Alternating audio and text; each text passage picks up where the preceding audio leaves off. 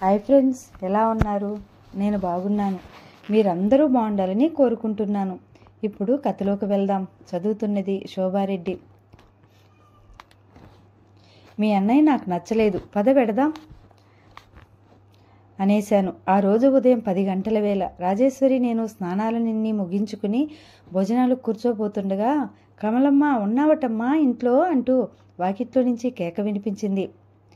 అత్తయ్య, రాజేశ్వరి లోపలున్నారు. ముందు గదిలో ఉన్న నేను బయటకు తొంగి చూశాను. వచ్చిన ఆవిడికి దాదాపు 50-60 సంవత్సరాలుంటాయి. జుట్టంతా మెరిసి వెండిలా తలతలా మెరుస్తుంది. మద్యపాపిడి తీసుకుని నుదుటి మీద క్రిందకి దువ్వుకుని చెవులు వెనక్క నుంచి గట్టిగా బిల్ల చుట్టుకుంది. ఒక ముక్కుకి పెద్ద అడ్డబేవర ఉంది. ముక్కు కింద ముత్యంలా మెరుస్తున్న ఒంటిరాయితో గులాకీ ఉంది. మెడలో పేరుని పట్టున్న 5 వరస పంచచంద్రహారం, ఇంకా ఓ 2-3 గొలుసులు పచ్చటి రంగులో ఉన్న ఆవిడ ఒంటి ఛాయలో కలిసిపోతున్నాయి. వంగపండు రంగు పట్టుచీర కాశీబోసి కట్టుకుని వెడల్పాటి జరి అంచున్న పైట కొంగు విశదంగా వెడల్పుగా కనిపించేలా ముందుకు తిప్పి దోపుకుంది. పండు ముత్తైదువులా కథలో కవులు వర్ణించేలా లక్ష్మీదేవిలా ఉన్న ఆవిడ నేను తనివి తీరా తదేకంగా కుతూహలంగా రెప్పవాల్చకుండా చూస్తూ అలాగే నిలబడిపోయాను.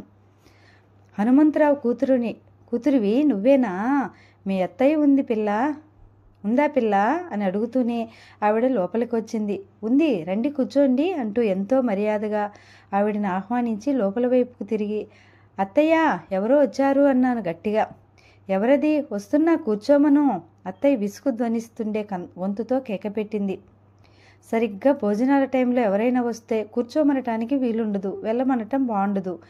పనివేళ పైవాళ్ళు ఎవరైనా వస్తే అత్తయ్యకి విసుగు కలగటం ఇప్పటికే నేను 1-2 సార్లు చూశాను. వచ్చినావిడ నన్ను చూస్తూ పట్టెమంచమంచును కూర్చుంటూ, మీ అమ్మా నాన్న అంతా బాగున్నారటే అమ్మాయి అని ఎన్నో రోజుల నుంచి పరిచయం ఉన్న దానిలా నన్ను అడిగింది. నేను బాగానే ఉన్నారన్నట్టు తలూపాను. ఎవరు వదిన వచ్చింది అంటూ రాజు వెనక అత్తయ్య యువతలకొచ్చారు.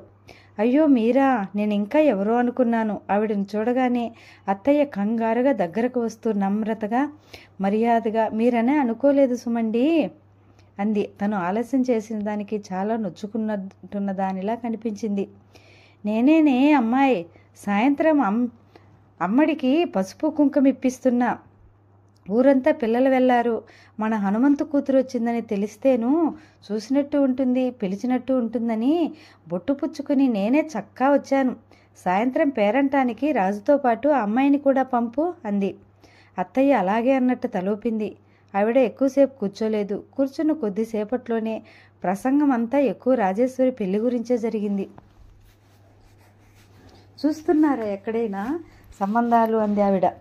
చూడకేం పిన్ని, మనలాంటి వాళ్ళ ఇళ్లలో పిల్ల మెడలో ముడిపడాలంటే మాటలా అంది అత్తయ్య. పెళ్లి ప్రసంగం వచ్చేసరికి రాజు మెల్లగా అక్కడి నుంచి జారుకుంది. అత్తయ్య ముఖంలో ఆవేదన, బాధ, దిగులు గూడు కట్టుకోవడం గమనించాను. కానీ ఆవిడ వెళ్ళిపోయిన తర్వాత రాజేశ్వరి నేను భోజనాలు చేస్తుండగా అత్తయ్య వచ్చింది. ఇంత క్రితం వచ్చిన మహాలక్ష్మమ్మ గారు అనబడే ఈవిడ భర్తకి నాన్నగారికి గురు శిష్యుల సంబంధం లాంటిది ఉండేదట. ఇద్దరి మధ్య వయసు తేడా చాలా ఉన్నా ఎంతో స్నేహంగా ఉండేవారట. ఈవిడని వదినా అని ఆయన్ను అన్న అని పిలిచేవారట. ఈవిడి దగ్గర నాన్నగారికి చాలా చనువు ఉండేది. అత్తయ్య చెప్పినవన్నీ ఓ చెవితో శ్రద్ధగా వింటున్న నేను మధ్యలో రాజేశ్వరిని, రాజు, నేను ఆవిడ ఫోటో తీసుకుంటాను, వీలవుతుందా అని అడిగాను. ఫోటోనా? ఆవిడదా? ఏం చేసుకుంటావు అంది రాజు ఆశ్చర్యంగా. ఏం చేసుకోవటం ఏమిటి, దగ్గరుంచుకుంటాను. ఎక్కడే కాస్త అందంగా, అద్భుతంగా, తమాషాగా ఏది కనిపించినా దానిని మంచి యాంగిల్లో ఫోటో తీసుకోవటం నాకు చాలా ఇష్టం, అలవాటు కూడా. అదీ కాకుండా ఈవిడ ఫోటో దేనికైనా పోటీకి పంపవచ్చు అన్నాను. పోటీకా? ఏం పోటీ? ఇలస్ట్రేటెడ్ వీక్లీ లాంటి మ్యాగజైన్స్ అప్పుడప్పుడు పోటీలు నిర్వహిస్తూ ఉంటాయి. అలాంటి పోటీల్లో పాల్గొనటమే కాకుండా మామూలుగా కూడా అందమైన దృశ్యాలు తీసి వాటి కింద అద్భుతమైన భావం స్ఫురించేలా 1-2 లైన్లు రాసి పత్రికలకు పంపటం నాకు సరదా.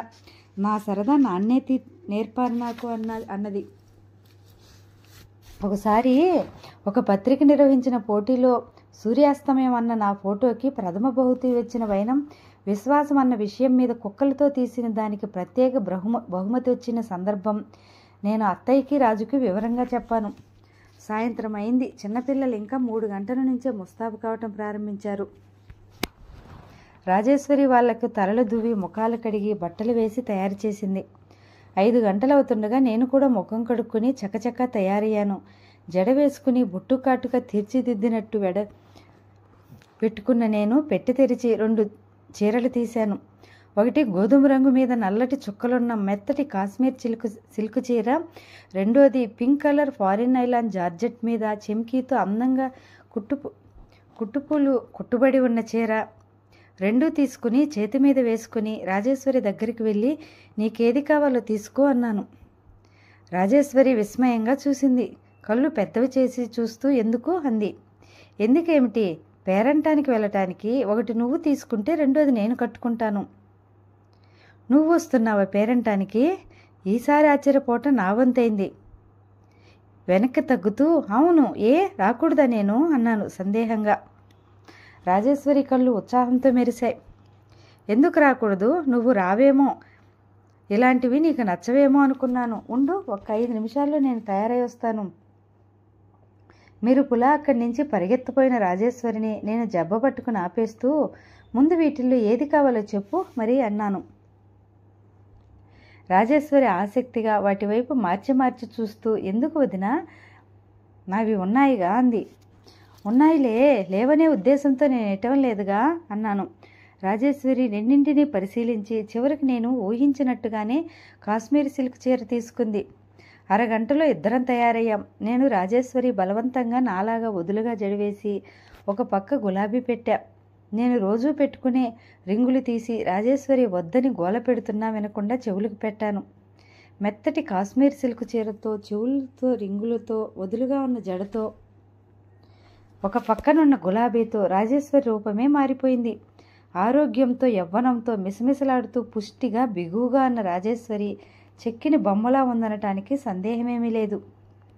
చిన్న చిన్న మార్పులతో కొత్త అందాలని సంతరించుకున్న రాజేశ్వరిని చూడగానే నాకు చాలా సంతోషం వేసింది. చేయి పట్టి లాక్కెళ్ళి అత్తయ్య ముందు నిలబెట్టి చూసుకో మీ అమ్మాయిని అన్నాను. రాజేశ్వరి సిగ్గుపడిపోయింది. అత్తయ్య కళ్ళల్లో వాత్సల్యం, తృప్తి తొణికిసలాడడం గమనించిన నేను ఏదో ఘనకార్యం చేసినంత ఆనందం వేసింది. మా అమ్మ చెప్పిన మాట ఎంత నిజం. కాస్త జాగరూకత వహిస్తే మన అందం పొందలేకపోయినా ఆకర్షణ తెచ్చుకోవచ్చు అంటూ అమ్మ క్లబ్ మెంబర్స్తో పదే పదే ఎందుకంటూ ఉండేదో ఇప్పుడు నాకు అర్థమైంది. రాజేశ్వరి విషయంలో ఈ మాట అక్షరాల నిజమవటం కల్లారా చూశాను. మేమిద్దరం ఇంచుమించు ఒకే వయసు వాళ్ళం. రాజేశ్వరి నాకంటే బాగా బొద్దుగా, కాస్త పొట్టిగా ఉండటం వల్ల పిసరంత నాకంటే పెద్దదానిలా కనిపిస్తుందేమో. ఈరోజు ఇద్దరం కావాలని నా పట్టుదల మీద ఒకే రకంగా తయారయ్యాం. మేము ఇల్లు దాటి బయట రాబోతుండగా మాకెదురుగా కృష్ణ వచ్చాడు. అతను తోట నుంచి వస్తున్నట్టున్నాడు. చేతిలోని బుట్ట నిండా తాజాగా నవనవలాడుతున్న కూరగాయలున్నాయి.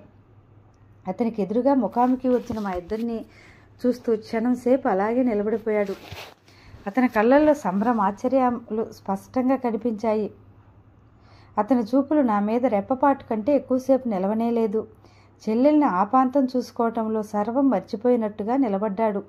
నాకు ఒళ్ళు మండింది. మోచేత్తో రాజేశ్వరిని తాకుతూ పద అన్నాను. నా మాటతో తెప్పరిల్లినట్లయిన కృష్ణ ఎక్కడికే రాజు అన్నాడు. కరణంగారింటికి పేరంటానికి అన్నయ్య.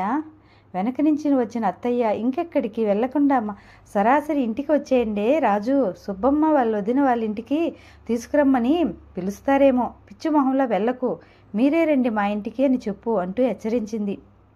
మేము ముందుకు వస్తుంటే వెనక నుంచి కృష్ణ స్వరం మెల్లగా వినిపించింది.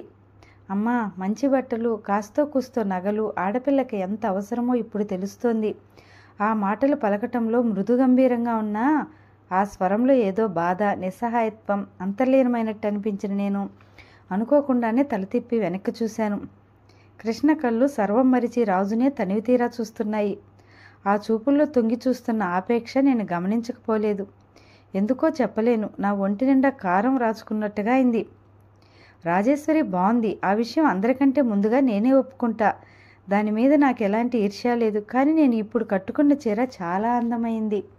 ఆ చీర కట్టుకున్నప్పుడు నా అందం 10 ఇంతలు ఇనుముడిస్తుందని, సాధారణంగా ఎలాంటి చీర అయినా నేను కట్టుకోవటంలో దానికి అందం వస్తుంది, కానీ ఈ చీర నాకే ఓ విధమైన అందం తెచ్చిపెట్టిందని చాలామంది ఎన్నోసార్లు అనగా విన్నాను.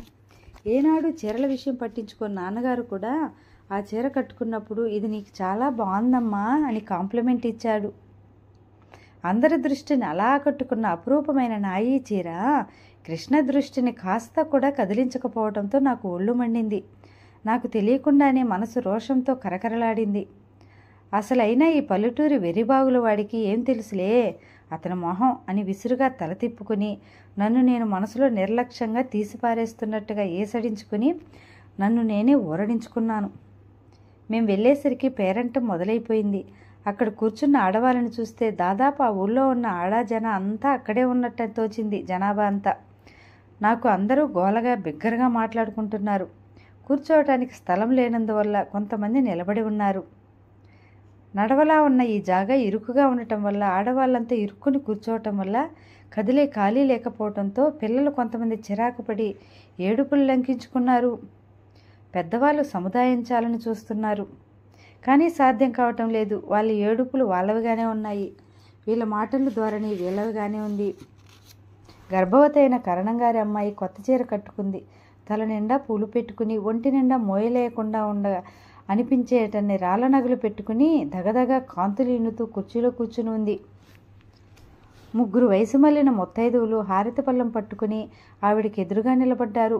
ఆ 3లో సన్నగా బక్కపలసగా పేదరాలులా సాదా చీర కట్టుకుని ఉన్న ఒక ఆవిడ మంగళహారతి కాబోలు పాట ఎత్తుకుంది. ఆవిడ పాట వినిపించగానే ఒకే ఒక నిమిషం సూది కింద పడినా వినిపించేటంత శబ్దమైంది. అంతే, మరో 2 నిమిషాల్లో మళ్లీ మాటలు, కబుర్లు, పలకరింపులు, పిల్లల ఏడుపులు ప్రారంభమైనాయి.